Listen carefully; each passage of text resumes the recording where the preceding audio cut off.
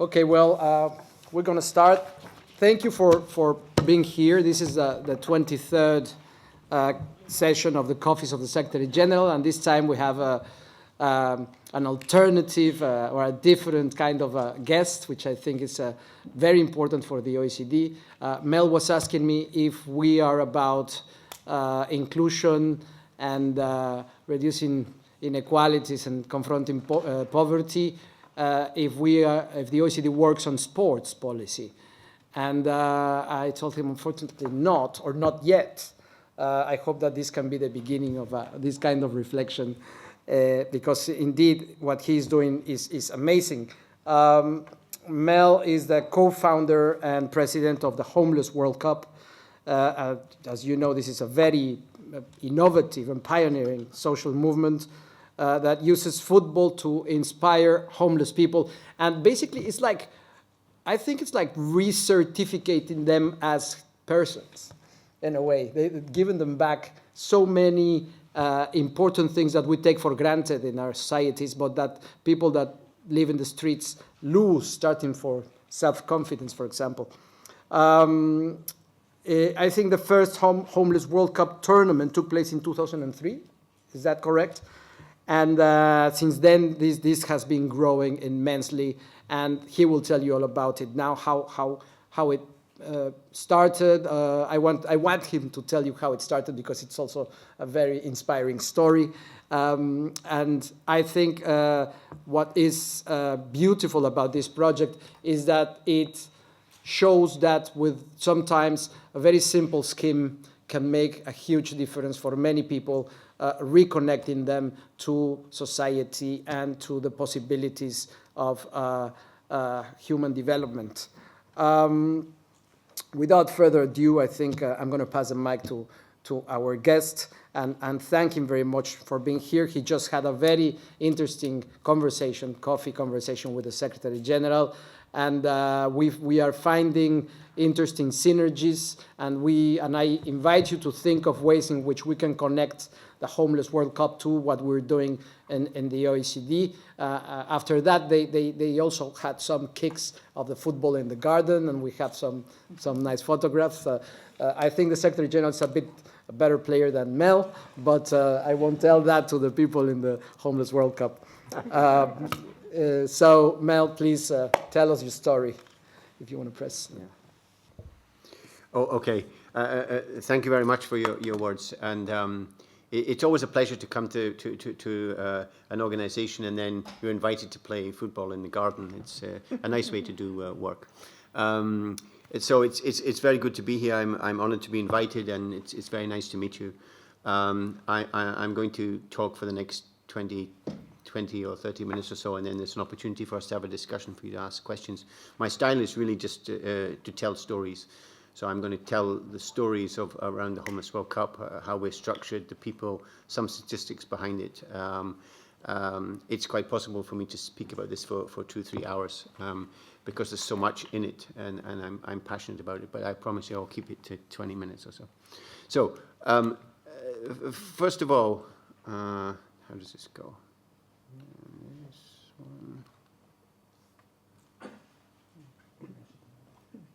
Needs to be turned on. Technology and me never good friends. Yes. First of all, and it's the only kind of negative in this whole presentation. We're living, and those of you that work here will know this. I mean, despite the fact that the world is innovative and very, very successful, there's a huge number of people who are just completely excluded. Huge numbers of people who are homeless. United Nations have figures of 1 billion people homeless. I don't know whether this figure is correct. I use a figure of 100 million. Whatever, it's far too many, and it's dangerous, and it's in every country in the world. So go to the United States of America, which is still the richest country in the world, and every city, every major city in the center, you'll see people lying around in the streets. So we have a real problem, and I don't see any reason why, in this day and age, with our ingenuity and our economic smartness, why we should have homelessness at all. Why have we created a system in the world where people end up on the streets? It's completely baffling to me. We're really, really smart, clever people who can do all sorts of things and create websites and internet that people become billionaires, where we can connect around the world with each other, and yet we still have people lying around the streets. So it's not good, and it's dangerous as well, because these people become completely excluded, unconnected with any values or any ownership of what we have in society, and that's why it's dangerous. Anyway, that's the negative. So what do you do about it when you have this number, like 100 million homeless people? It numbs your brain when you start, because how on earth can you do something about this? My mantra is, well, if we all do something, one thing, then you'll create the change. And so what we decided to do was to come up with this Homeless World Cup, and I can tell the story about how we started later on. But I just want to tell you how this works. We work in 74 countries now around the world, which since we started in 2003. We have one partner in each country, so we're a network. And we simply go into the street, and I paraphrase here, to where homeless people are, ask them if they want to play football. The beauty of football is it's really simple. Anybody can play it. We can all play it in this room. In fact, we've just played some in the garden, so you can play, and we can have one side of the room against the other side of the room in here and kick a ball around, and it will be good fun. So everybody understands it, and anybody can play, so it's a wonderful thing that's inclusive. So when we go to homeless people in the street and say, do you want to have a game? They'll mainly say, yeah, why not? And of course, they're all at different standards. Some of them are really terrible. Some of them can hardly stand up. But it doesn't matter. We involve them in the game. And then, critically, we say to them, would you like to come back tomorrow or the next day at the same time? So what we're trying to do with them, because they live in chaotic lives, is give them some kind of structure through the football, so that they get to know the teammates. The teammates are a bit like a family, and we build on that. So people who are homeless, are self-esteem is rock bottom. They have no confidence. It's gone.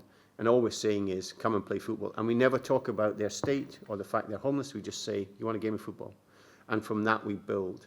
We find out what their issues are, which might be obviously about housing, it might be about employment, it might be about drug abuse, families, or issues, or the whole lot put together. And we'll start working with them, using football always as a centre, helping them get jobs and houses and so on. So that's the way it works. Then once a year we have an annual tournament, which is the aim. We give people an aim. You could get to represent your country, and we across our partners around the world, you'll find that there's neighbourhood tournaments going on, neighbourhoods playing against each other, cities playing against each other. So there's little leagues around the world. We have 100,000 a year, over 100,000 homeless people working, playing in these leagues, and we've worked with over 1 million since we started.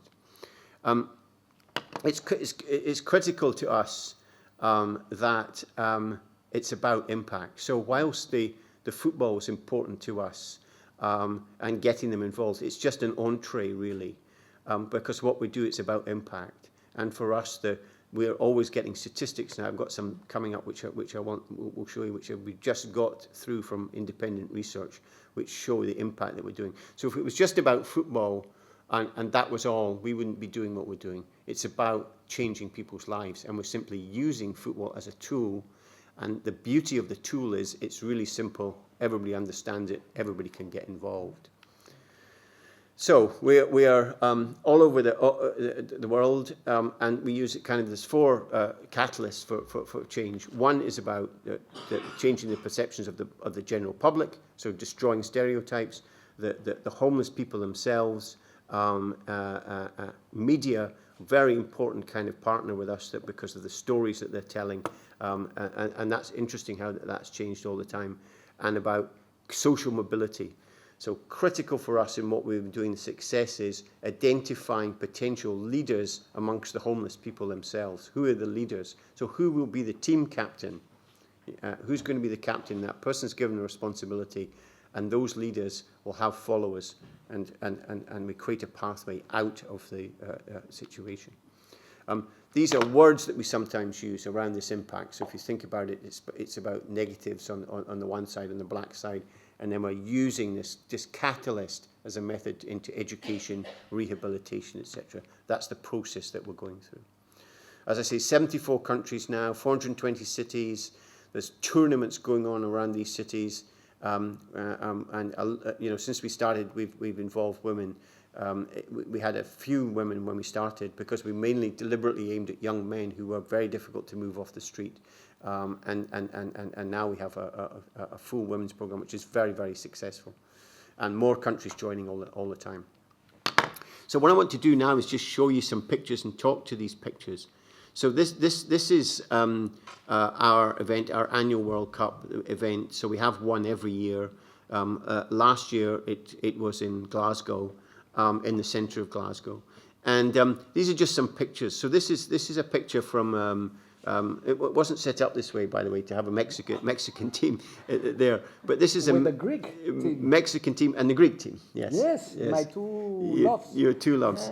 So we did it deliberately. No. And so what happens at our event is you have the teams at a very different standards. So actually, the Mexican team, a women's team, very, very good team. The Greek team, how shall I put it? Pretty terrible. So. They claimed to play each other in first round, and it was obvious Mexico were going to win. So sometimes in these games, it's a kind of a bit of a mismatch on the first day of the week. It's a week-long event, and so the strong team will score a lot of goals, and then sometimes they'll stop scoring goals, but the team that's losing doesn't like it because they feel patronised. So they don't know what to do. So in this case, what happened was they swapped goalkeepers. Okay, so the Mexican goalkeeper went and played for Greece. This is against our rules, but they did it, and we kind of were relaxed about it. Mexico won, of course. But the reason I want to show this picture is because these people are from the streets of Mexico, from the streets of Greece. They cannot speak the same language. They've just met each other and played at a football match, and look at the smiles on their faces. They're communicating together despite the difficulties in their lives through football. And we have hundreds of these types of pictures and these types of events in our football.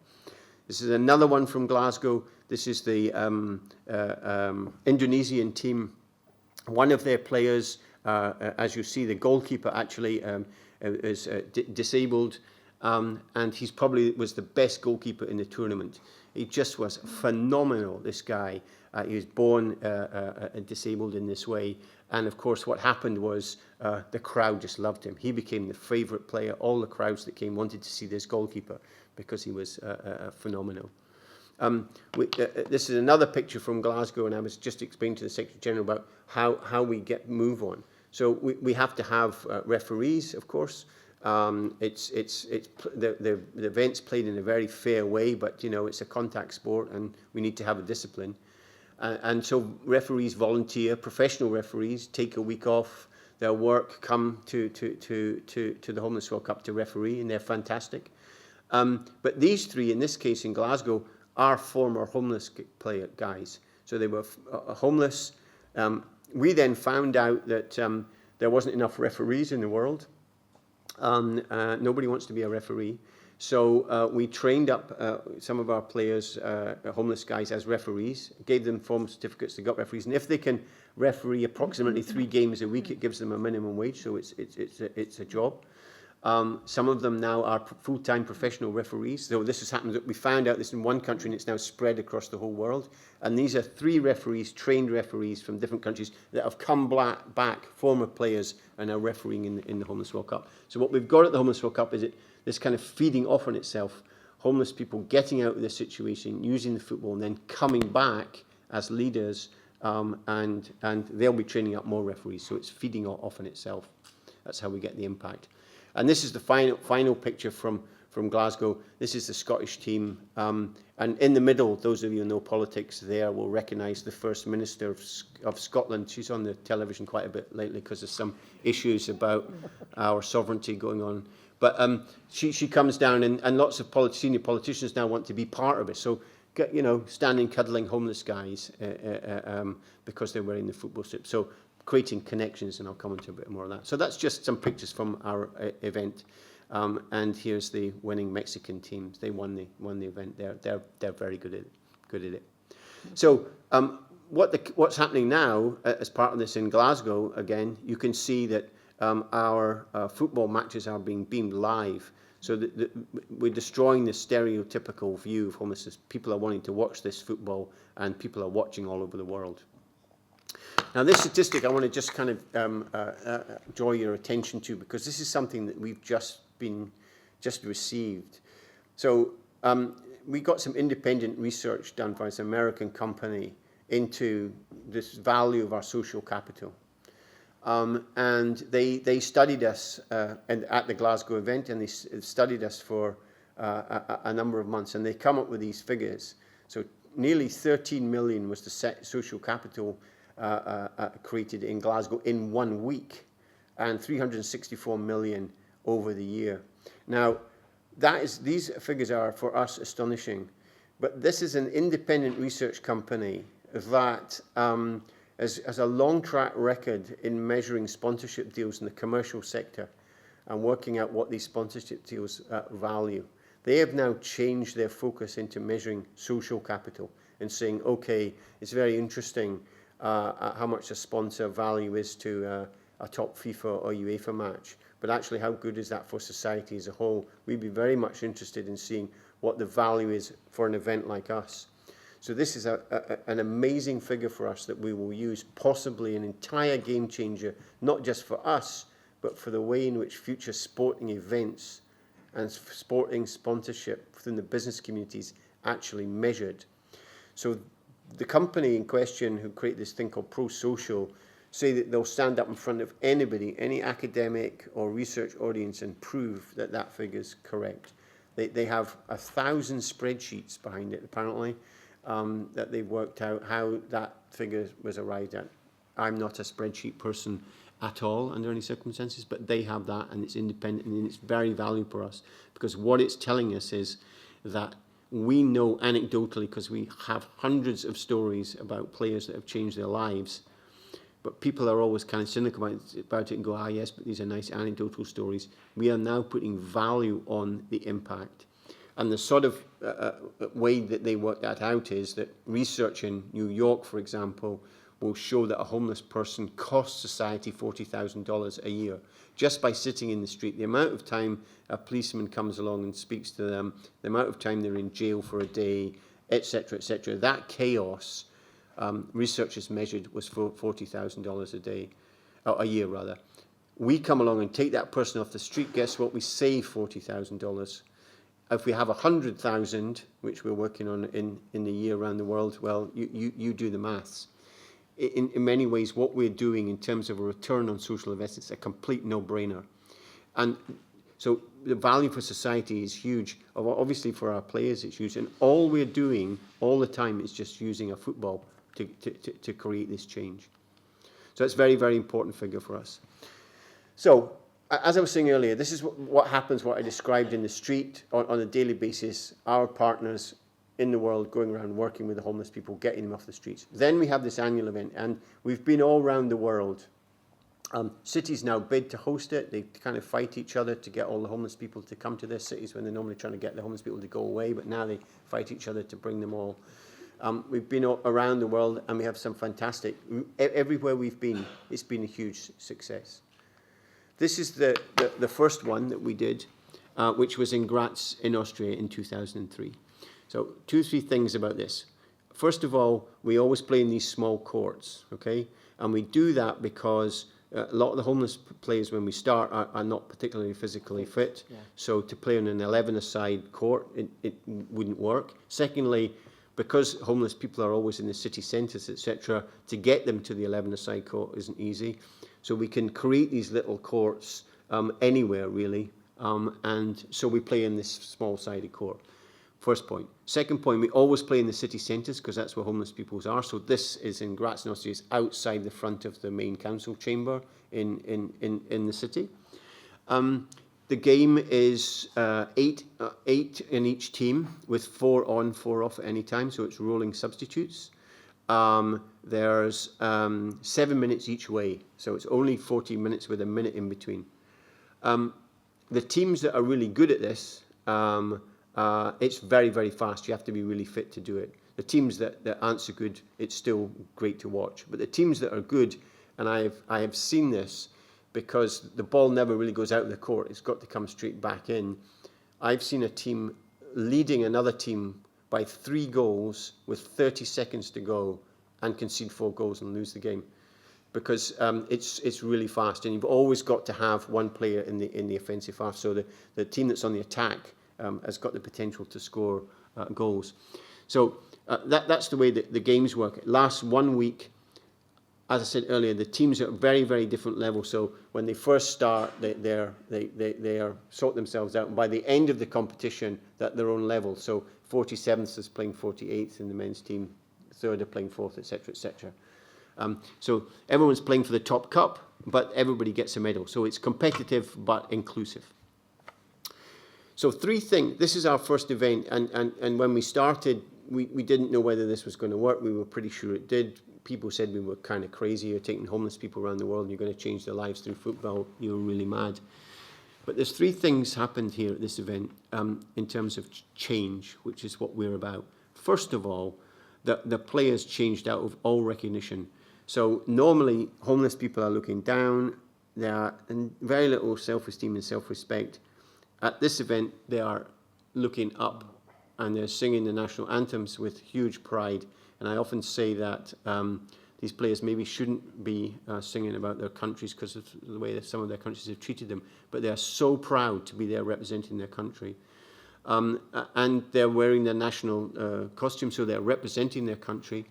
And their behaviour is better than the professional players, if I'm quite honest, in terms of the way they represent their country, and they're so proud. So you could actually, in that first event in particular, see them in front of your eyes actually growing, actually standing up like this. And there was many stories in this one of anecdotal stories of players who had changed their lives coming from really difficult backgrounds and circumstances, and as a result of playing football, changed and then went back and got jobs and into houses. So that was our raison d'etre. That was what happened there. Second change that took place was actually, if you look at the picture, is the people watching. So people came to watch, which was astonishing to us. And in fact, this one here, is so full. Later on, we had to put in screens at the back because so many people were coming. We were frightened the thing was going to fall down. But for sure, the people who were watching changed forever what they thought of homeless people. So if you like, the day before, these people who are in the football tops were maybe sitting in the street. And the people in the stands walked past them and wouldn't let their children near them because they're maybe dangerous or they're sick or whatever. But now, the next day, they're cheering them, and they're the same people. So all that happened was, all we did was change the scenery and change the clothing. That's all we did. And the people came along and cheered. And in fact, they let their children wander up to the players, and now the players are signing autographs. They've become heroes. And for sure, these people who are watching will never look at homeless people again in the same way. If they pass them in the street, they'll go, could be a footballer. So it completely changed their perception of the audience who came in big numbers. And the third thing that changed was the media. So the world's media turned up. And this was the thing, so we couldn't believe those two things, those two changes really. The third thing was the media turned up in droves from all over the world, and it gave us 100% positive coverage. Not 99%, 100%. And normally, the media coverage towards homelessness is negative. Homeless people are upsetting people in the streets. They are affecting the economy. They're frightening the tourists, you name it. Politicians don't like them. It's evil in the world. Now they're heroes. So from that, we then, as I showed you in the slide before, we move it around the world every year. And so here's a couple more slides. So a few years later, we were in Cape Town in South Africa, where the idea originally came from. This is the opening ceremony here. For those of you who know Cape Town, the players have just marched under the balcony behind there. That's the balcony where Nelson Mandela made his famous speech after he came out of prison and became president. The president of South Africa has stood on that balcony just before that picture's taken and saluted the homeless teams as they marched underneath the balcony. Just incredible. One of the most powerful presidents in the world, Mbeki at the time, saluting homeless guys. So from our idea, we now have presidents saluting homeless people. And you can see, once again, the place is full of people, lots of media. For those of you who know football, the footballer that's at the kickoff, there's a guy called Eusebio, who was one of the Portuguese players, one of the greatest footballers ever. So footballers are coming now. This is 3 years after we started. Presidents are there. real changes going on because governments are starting to go, what's going on here? We want to take part. Football authorities are coming and saying, we want to take part. This is what we should be doing. A few years later, this is us in the middle of Melbourne in Australia. As you can see, there's a few people there. At the final is between Afghanistan and Russia, and this is what sport does. It throws up these things. You know, we didn't plan the draw, but it just does beautiful things like that for you. So it gives the media, if they didn't have enough to talk about, they could talk about that. And so in the last few seconds, Russia had a chance to equalise and missed, and Afghanistan won. And the place went absolutely crazy because everyone was supporting Afghanistan, as you can imagine. And just the place was electric. It was amazing. And after about 10 minutes later, the manager of the Afghanistan team made a little speech, and he said, this is the first time in 30 years a light went on in the darkness of Afghanistan. So then everyone started crying.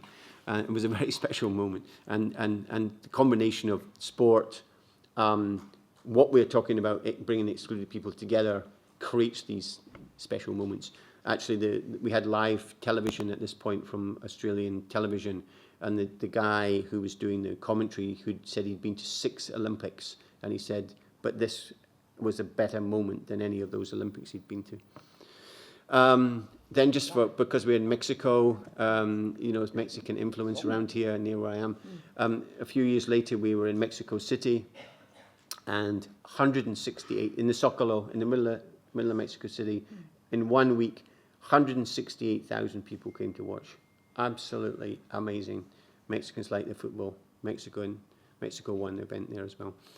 And then last year, this was us at the start in Glasgow. So we move all around the world, and it's the same thing happening now, spinning off itself, more people volunteering, our projects around the world growing, more people getting involved, and crucially, I think, our ex-players becoming leaders in this field, running projects.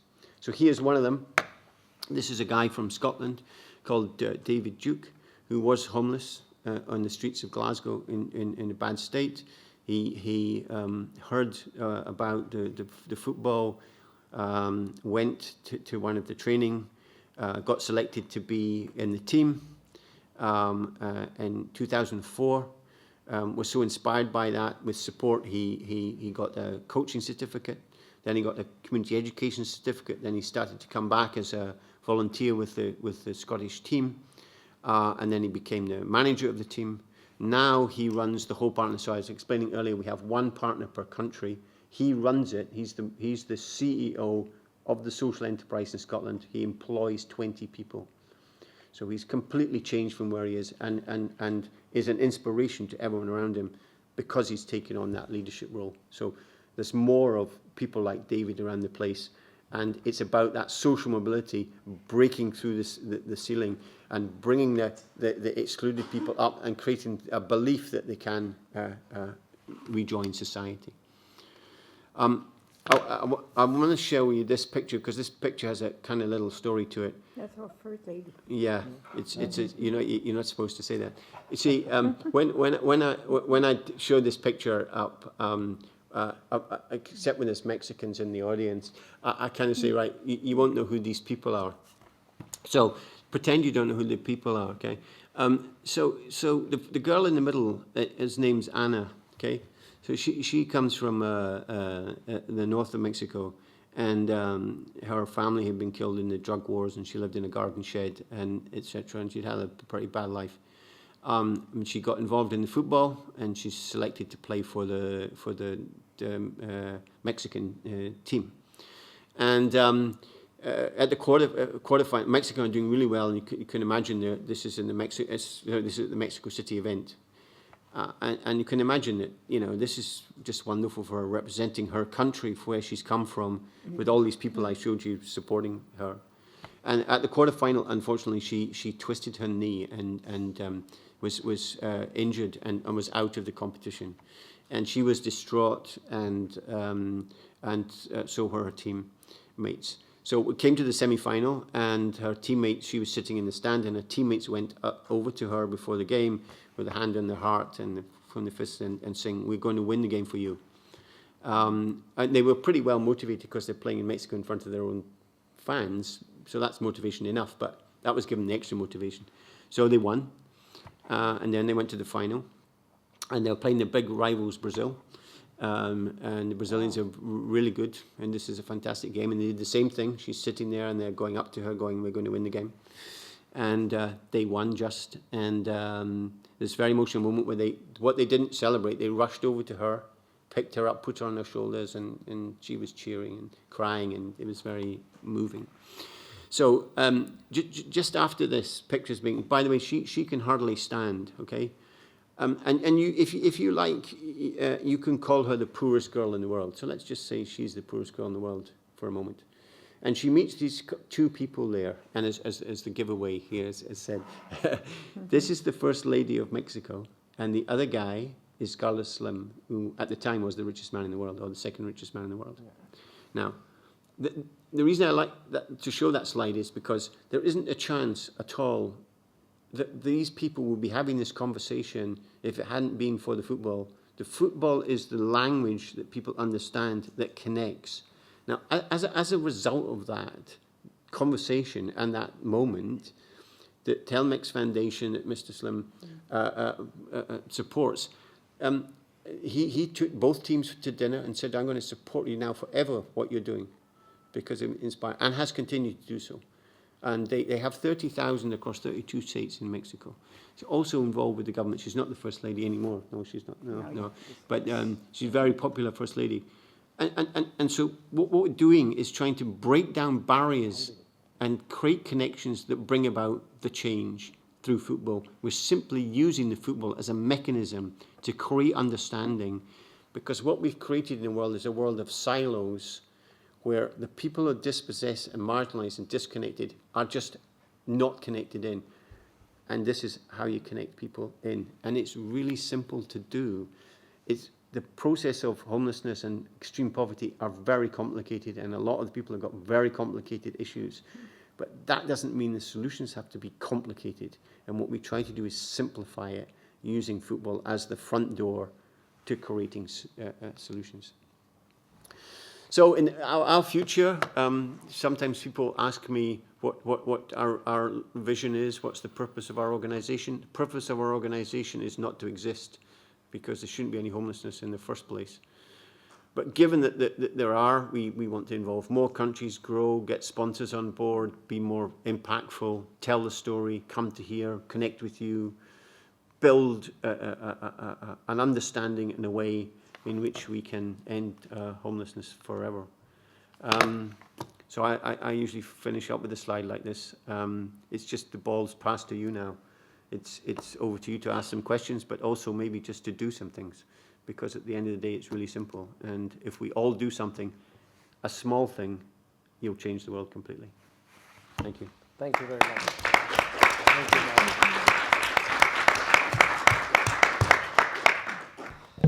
Okay, the floor is open for questions. We have one here to the left. I'm going to ask Madame Uria after to chip in with one question. Okay, thank you, Mel. That was amazing and inspirational. My name is Deborah Mountford, and I work for a programme which is Local Economic and Employment Development. And for the last 10 years, I have worked with a lot of cities around the world who have used global events, sporting events in particular, to leverage local benefits. We know the bad stories, they surround us all the time, but the good stories don't actually come out often enough, and the opportunity to build legacy and local legacy really is quite meaningful. Last year we worked with the French Euro 2016 10 cities on the ground, working with those cities. One of the things that was quite impressive was the social dimension to how they were approaching things. Never did I hear homelessness discussed, the hard to reach unemployed, etc. What we did in our committee last year is we took some principles and we developed them based on earlier work. All of the members of the Lead Programme Committee approved these principles, so in a sense, all these countries have adopted them, where we embed that social inclusion should be a key factor of bids of legacy. But what your presentation has done and what your has said to me, that when I am working with cities and when we're getting into the legacy and the bidding, because a bid is as important as a win when hosting a global event, because if you can embed these themes and how they can work with you into that context, I think is really rich and valuable. So your ideas, perhaps not now immediately, but to get from you as to how, when we are working with cities, we can leverage our convening power as OECD and the force that we have of getting them to think about different things to actually connect with this really important agenda. So thank you. Yeah, if I can respond, so it's really interesting. I think there's big change going on. I think, you know, the slide I showed you with the social impact connects exactly with this. So the whole issue of legacy and sporting events is, you know, controversial, because some people will say it's profound, others will say it's nothing. I think there are legacies around these events, to be quite honest, but I think some of the measurements in terms of that impact are challengeable. So the economic impacts, for example, I've read about millions in economic benefit, and I'm going, how did that happen? It doesn't really, or it certainly doesn't filter down. So if you're starting to say actually the social capital return on a legacy of an event is whatever it is, that starts to become a much more powerful way of dealing with this. Interestingly, in Glasgow, they for the first time, we always have lots of volunteers. They had a group that were homeless, marginalised people as volunteers. They needed quite a bit of support, but it really worked as well. And so, you know, for them, they're saying, hey, look, we've got all these people back in. They weren't playing, but they were just kind of volunteering. So I think this whole area that you're describing, it's really fascinating. And as I say, maybe these kind of new way of measures is potentially a game changer around here, because I know cities are starting to come off bidding for sporting events now. They're not so keen because there's a lot of money. You know, we see pictures in Rio of facilities that are already in disrepair and people still living in poverty there. So it's an interesting question, and I think it's an opportunity to actually moving forward.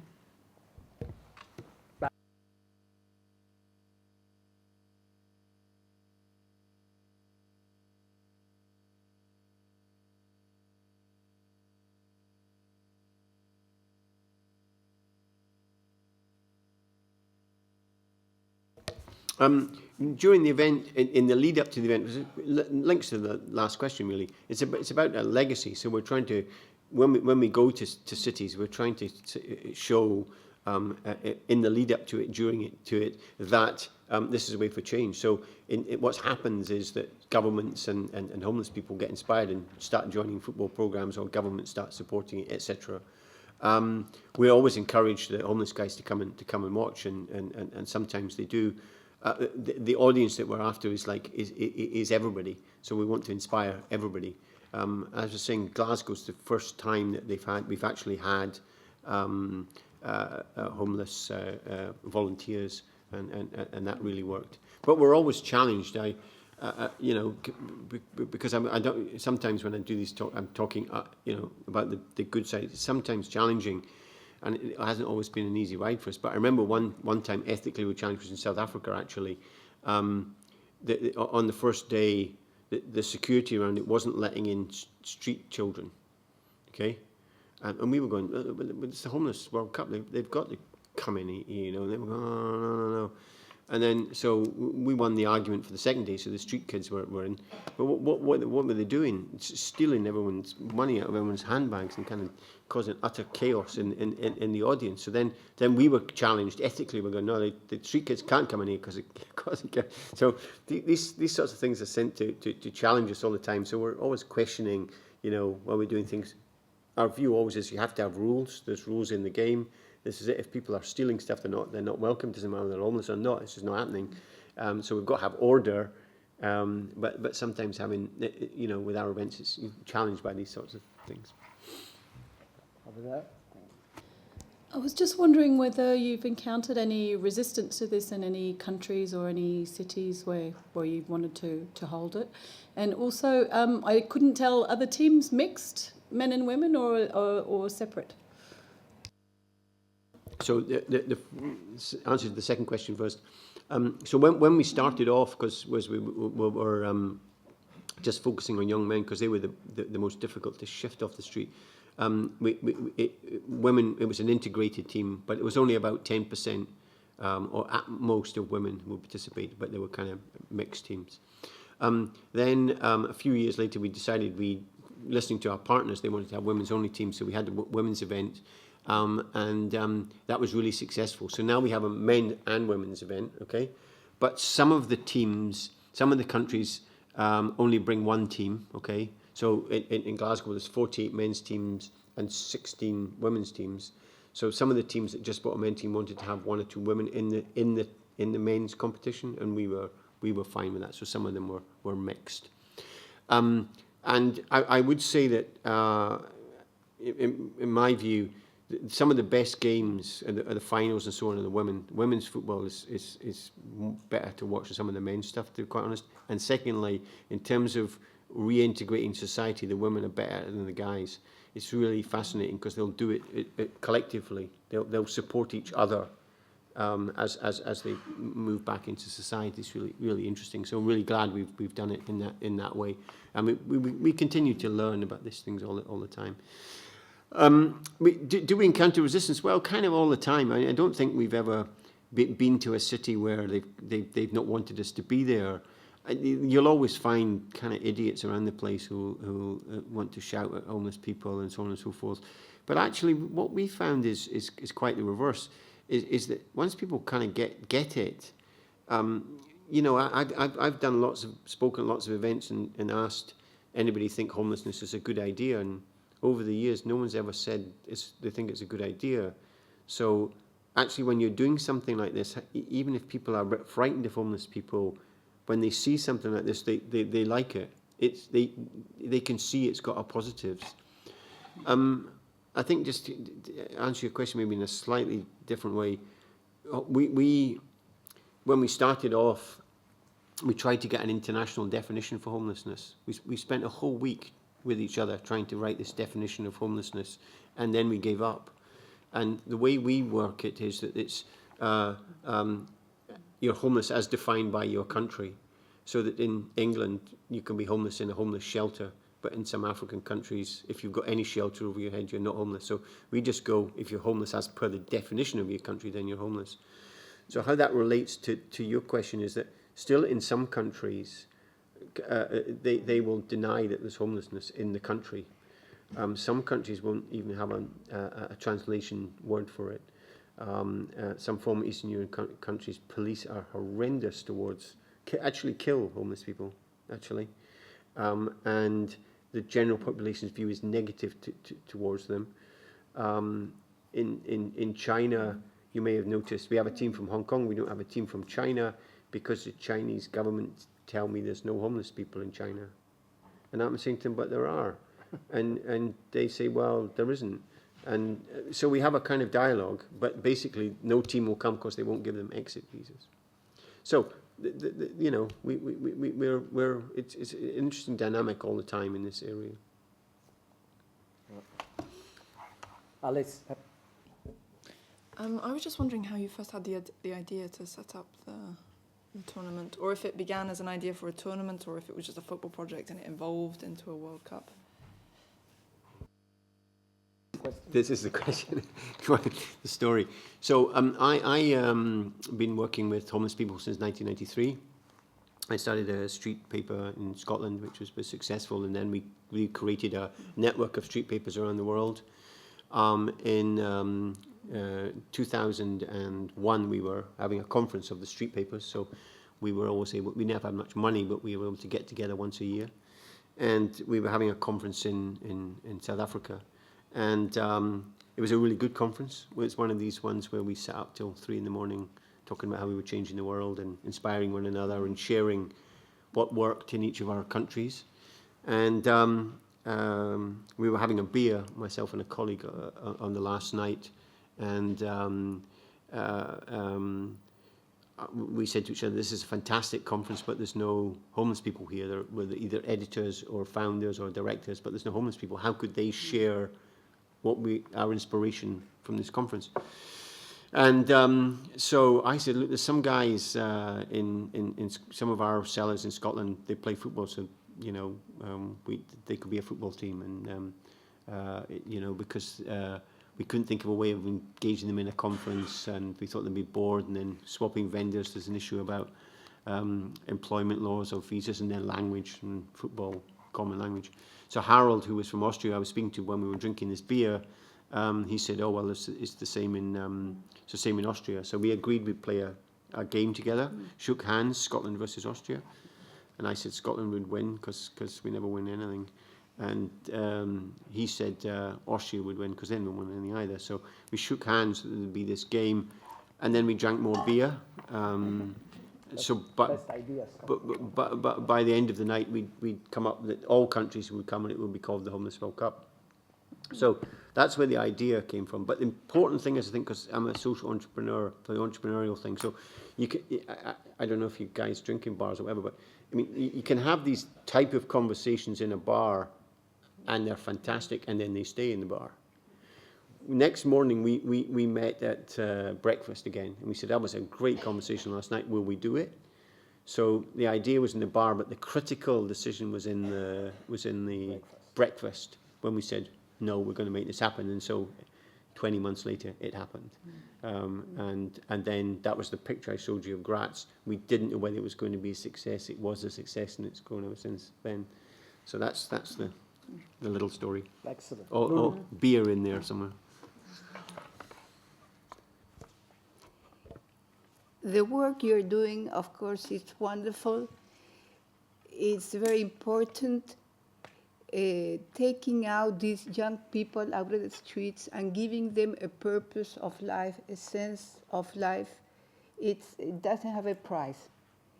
But I would like to know at the end, what is the rate of success? How many of those thousands, I don't know, millions or thousands of young people stay in their new lives, and how many of them go back to the streets? So sorry, it's a good question. So from our events that we do, that we can measure, we have 80% success. So 80% of them, okay? Jobs, Very houses, very high. Yeah. Jobs, houses, come off drugs, gone to college, etc. Okay, changed lives completely.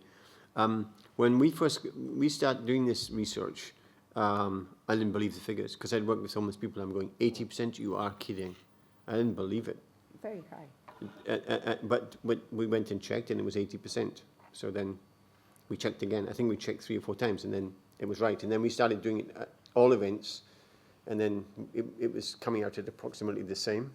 So research organisations said, you don't have to keep doing that. That's a fact now. You've done it so many times. It's a fact. So what you get then is at the international events, that kind of 80%. And then you have the national ones. It's probably not so high. It's maybe around 70%, and then going further down. So it's difficult to measure, though. Easier to measure the ones that are motivated and move, because the progress is never linear.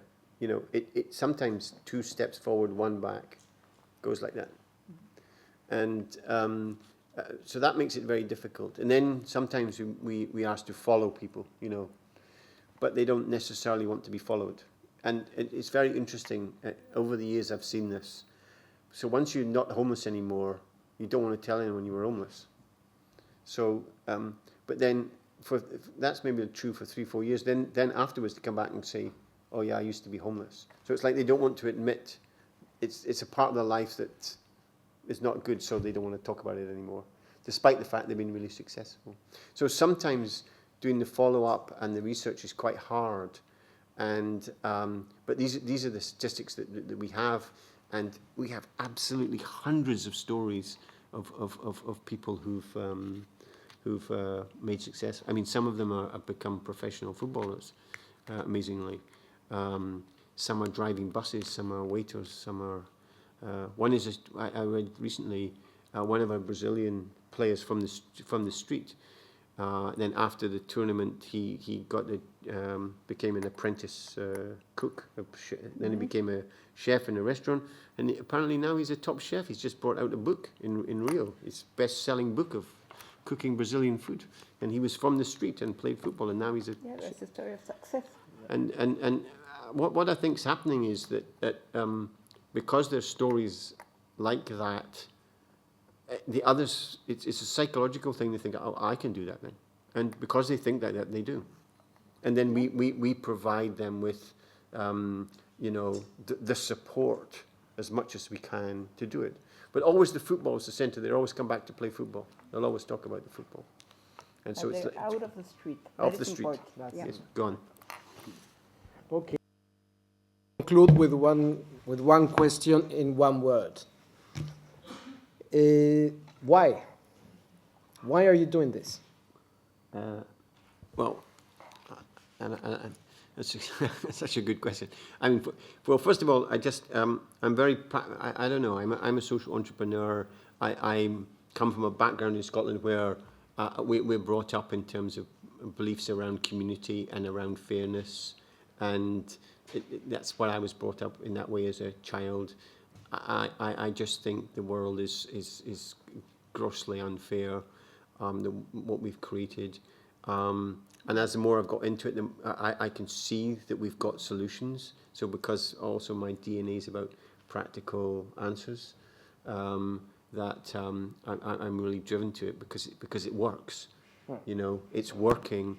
You can do something about it, so you become passionate and a bit of a zealot about it. So that's why. It's kind of a rhetorical question as well. Yeah. I mean, I think part of the problem that's happened, I think, in the world at the moment is that in many ways it's a great world for all of us, but we've become too individualistic.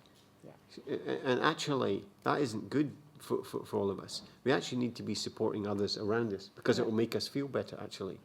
I think corporate businesses are beginning to understand this, that their business will be better if they did business in a good world rather than a bad world.